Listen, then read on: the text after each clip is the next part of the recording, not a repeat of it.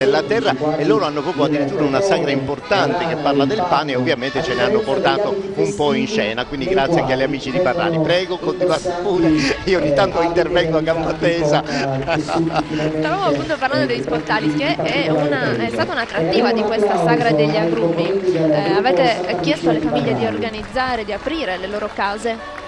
In realtà è stata proprio una volontà manifestata più dai cittadini, nel senso che la festa è stata costruita proprio anche grazie alla loro inventiva, alla loro dedizione, allo studio anche delle tradizioni nel ricostruire scorci di vita passata, quindi c'è stata una collaborazione strettissima, diciamo che molto è venuto proprio dalla cittadinanza. Abbiamo visto chi è qui a Muravera può ammirare anche le vetrine dei negozi, questo addobbate con gli agrumi.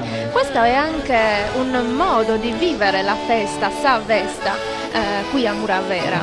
Sì, anche i commercianti in qualche modo hanno addobbato la nostra via principale e non solo, dedicando le loro vetrine a questa festa.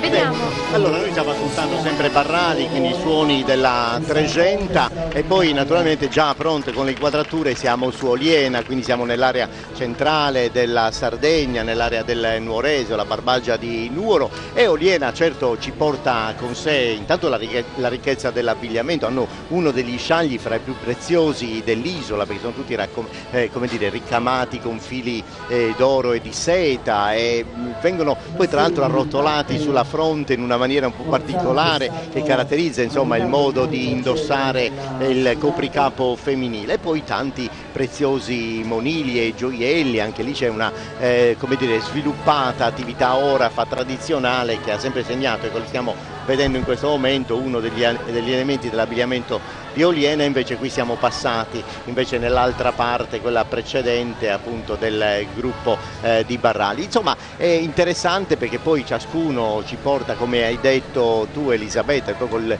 tuo sguardo attento, intanto le stoffe differenti, i colori differenti, che poi sono tutte determinati dalle conoscenze, perché le stoffe che spesso, soprattutto l'orbace, quelle stoffe autoctone che venivano prodotte in loco, la colorazione veniva effettuata in funzione delle conoscenze, delle erbe del territorio, quindi tutto quello che offre la terra e il luogo naturalmente è utile all'uomo.